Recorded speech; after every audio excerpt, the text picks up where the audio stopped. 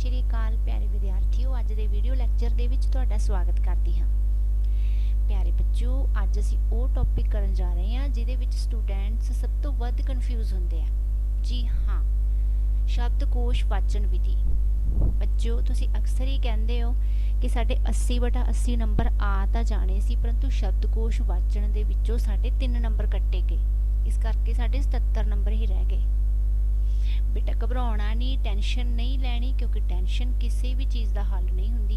And तक video नूं देखो, अच्छी तरह रूल्स नूं समझो। जे एक बार समझ नहीं आ रहा तो वीडियो नूं पॉज करके स्लो करके देख लवो।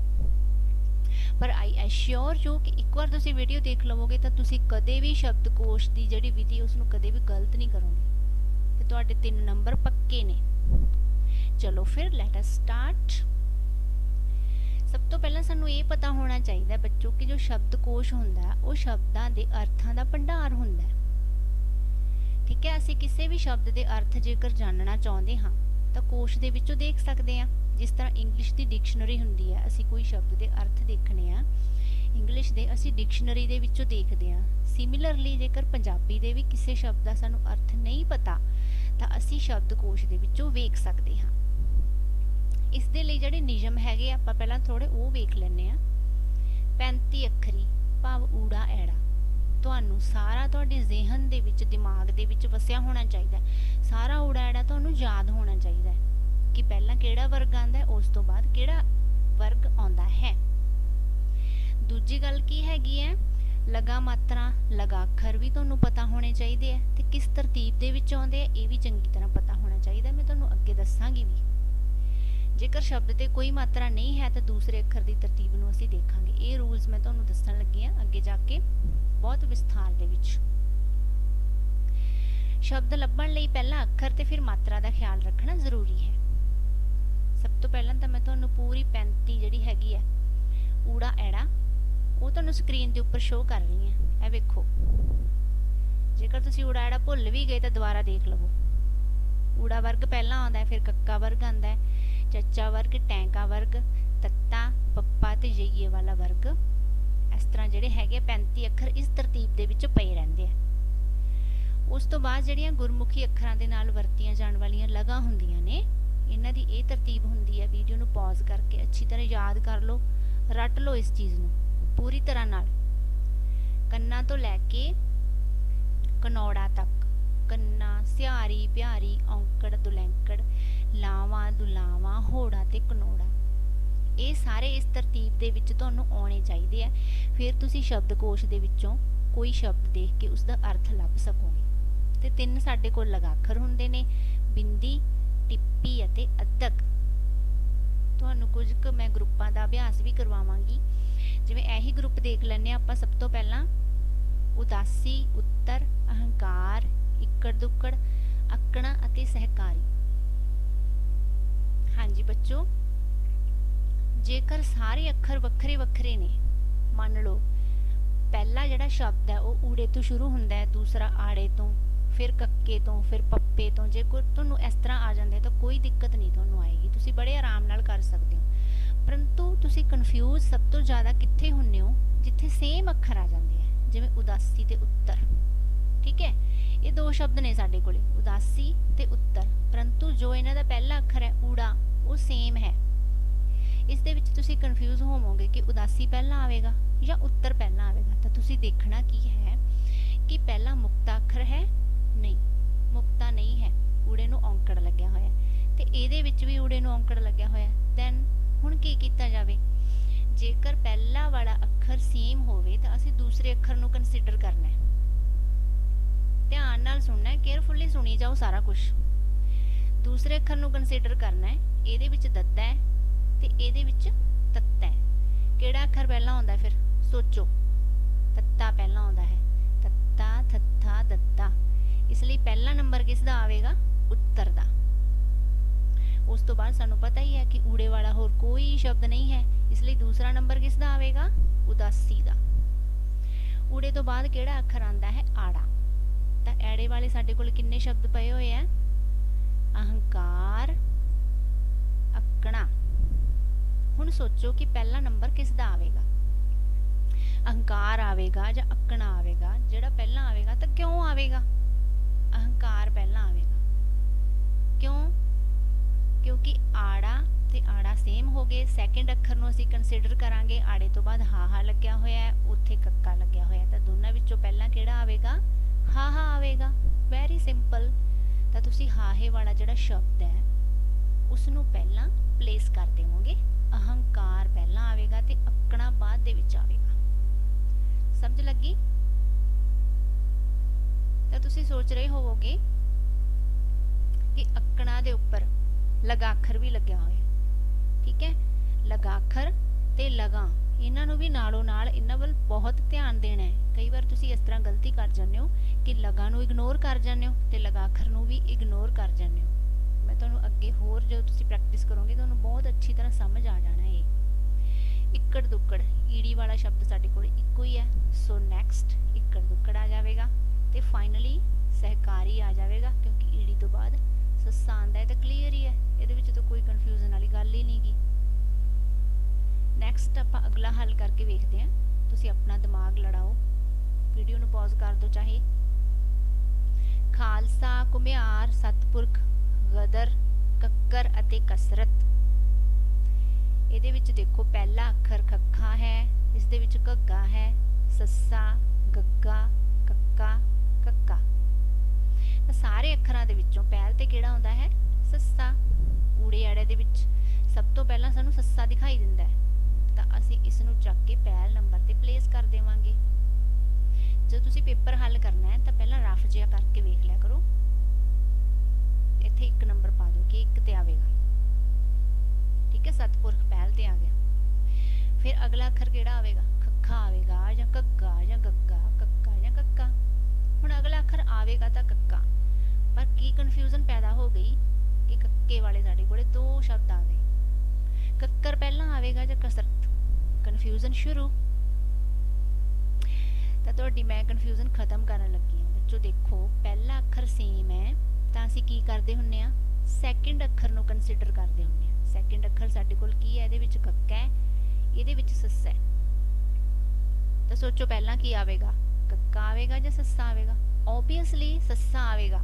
ਤਾਂ ਕਸਰਤ ਨੂੰ ਚੁੱਕ ਕੇ ਸੈਕਿੰਡ ਨੰਬਰ ਤੇ ਰੱਖ ਦਿਓ। ਇਹ ਹੋ ਗਿਆ ਸਾਡਾ ਦੂਜਾ ਸ਼ਬਦ। ਤੇ ਤੀਜਾ ਪਤਾ ਹੀ ਹੈ ਸਾਨੂੰ ਕੱਕਰ ਆਵੇਗਾ, ਠੀਕ ਹੈ। ਕੱਕਾ ਤੋਂ ਬਾਅਦ ਫਿਰ ਕਿਹੜਾ ਅੱਖਰ ਆਵੇਗਾ? ਖੱਖਾ। ਤਾਂ ਖਾਲਸਾ ਵਾਲਾ ਸ਼ਬਦ ਸਾਡੇ ਕੋਲ ਪਿਆ, ਖੱਖੇ ਵਾਲਾ ਖਾਲਸਾ। ਖੱਖੇ ਤੋਂ ਬਾਅਦ ਗੱਗਾ ਗਦਰ, ਗੱਗੇ ਤੋਂ ਬਾਅਦ ਘੱਗਾ ਘੁਮਿਆਰ। ਇਹ ਅਸੀਂ ਇੰਨਾ ਈਜ਼ੀਲੀ ਕਿਉਂ ਕਰ ਲਏ?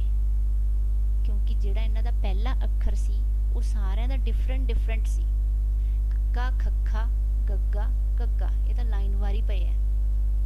ਇਸ ਕਰਕੇ ਸਾਨੂੰ ਇਹਨਾਂ ਵਿੱਚ ਕੋਈ ਕਨਫਿਊਜ਼ਨ ਨਹੀਂ ਹੋਈ। ਕਨਫਿਊਜ਼ਨ ਕਿੱਥੇ ਹੁੰਦੀ ਹੈ? ਜਿੱਥੇ ਸੇਮ ਅੱਖਰ ਵਾਲੇ 2 ਸ਼ਬਦ ਸਾਡੇ ਕੋਲ ਆ ਜਾਂਦੇ, ਉੱਥੇ ਜ਼ਿਆਦਾ ਉਲਝਦੇ ਹੋ ਤੁਸੀਂ। ਆਹ ਦੇਖੋ, ਇਹ ਸਾਰੇ ਸ਼ਬਦ ਕਿਸ ਅੱਖਰ ਨਾਲ ਸ਼ੁਰੂ ਹੋ ਰਹੇ ਹੈ? ਚੱਚੇ ਨਾਲ।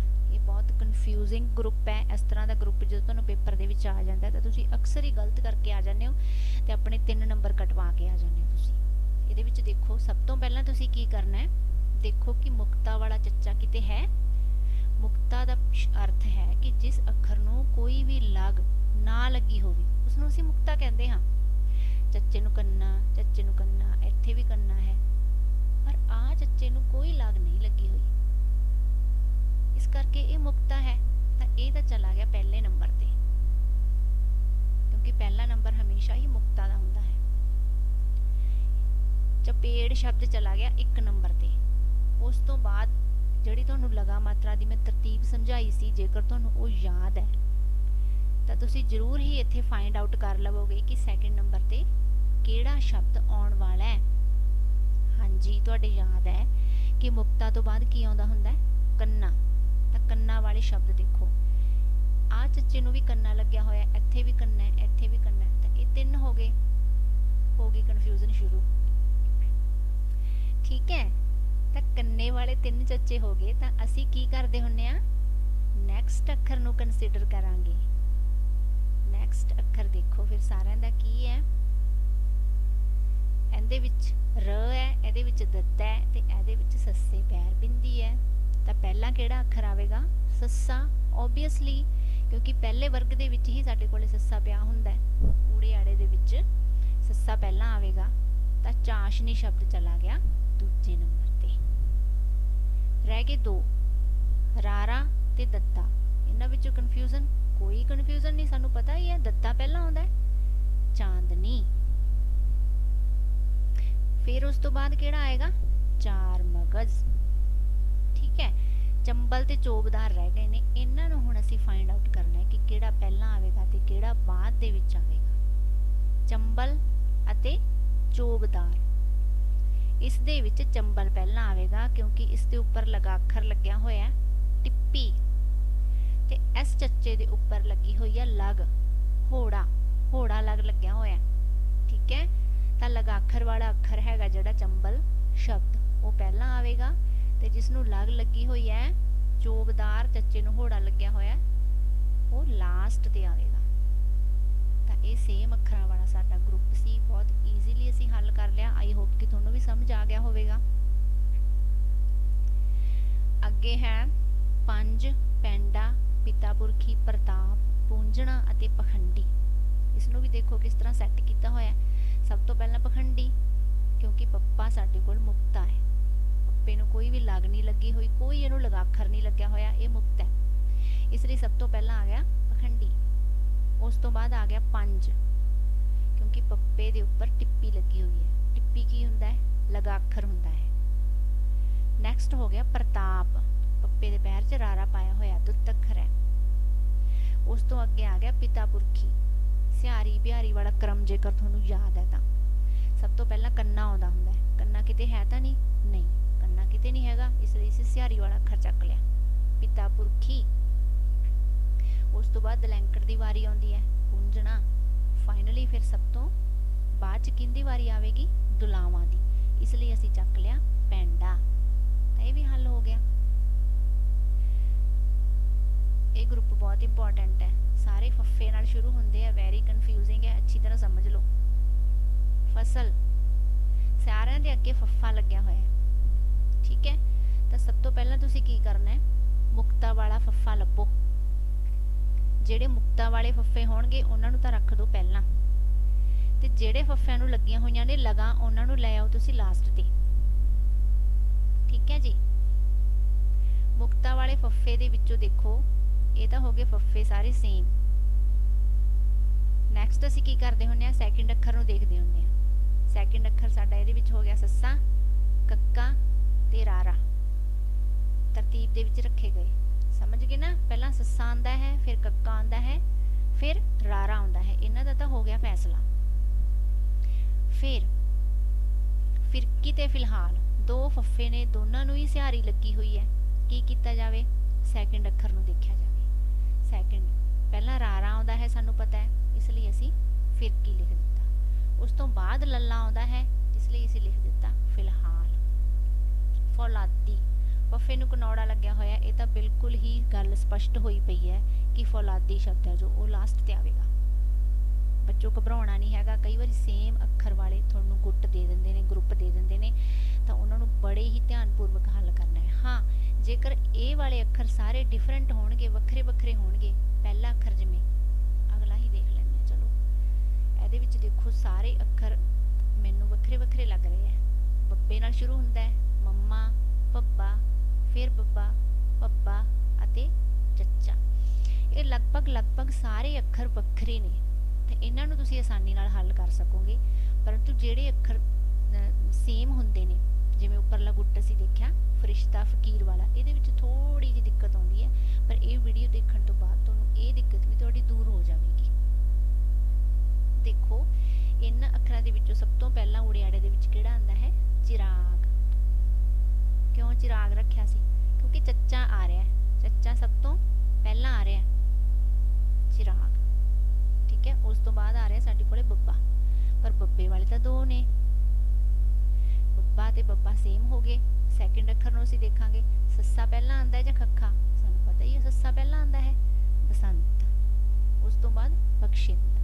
फिर भब्बे वाले दो इकट्ठे हो गए, भगवान अते भिटना।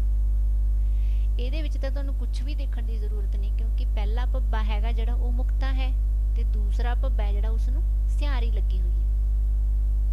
ਇਹਨਾਂ ਦਾ ਤਾਂ ਕ੍ਰਮ ਆਪਣੇ ਆਪ ਹੀ ਤੁਹਾਡੇ ਦਿਮਾਗ ਦੇ ਵਿੱਚ ਆਉਣਾ ਚਾਹੀਦਾ ਹੈ ਕਿ ਭਗਵਾਨ ਪਹਿਲਾਂ ਆਵੇਗਾ ਤੇ ਪਿੱਟਣਾ ਬਾਅਦ ਦੇ ਵਿੱਚ ਆਵੇਗਾ, ਮਚਕੋੜ ਸਭ ਤੋਂ ਲਾਸਟ ਤੇ ਆਵੇਗਾ, ਕਿਉਂਕਿ ਮੰਮਾ ਅੱਖਰ ਇਹਨਾਂ ਸਾਰਿਆਂ ਦੇ ਨਾਲੋਂ ਬਾਅਦ ਦੇ ਵਿੱਚ ਆਵੇਗਾ। ਆਈ ਹੋਪ ਤੁਹਾਨੂੰ ਸਮਝ ਆ ਗਿਆ ਹੋਵੇਗਾ। मैं ਤੁਹਾਡੇ ਅਭਿਆਸ ਲਈ ਤੁਹਾਨੂੰ ਇੱਕ ਗਰੁੱਪ ਦੇਣ ਲੱਗੀ ਹਾਂ, 2 ਗਰੁੱਪ ਦੇਣ ਲੱਗੀ ਹਾਂ। मैं ਤੁਹਾਨੂੰ ਵੀਡੀਓ ਨੂੰ ਪੌਜ਼ ਕਰੋ, ਹੱਲ ਕਰੋ ਤੇ ਅਗਲੀ ਵੀਡੀਓ ਦੇ ਵਿੱਚ ਮੈਂ ਤੁਹਾਨੂੰ ਇਹਨਾਂ ਦੇ ਆਨਸਰ ਦੱਸਾਂਗੀ। ਇਸ ਨੂੰ ਹੱਲ ਕਰੋ ਪਹਿਲਾਂ। ਸਹਿਜੇ, ਹੰਗਾਮਾ, ਉਪਬੋਲੀ, ਕਸਰਤ, ਆਵਾਜ਼ ਅਤੇ ਮਕਸਦ।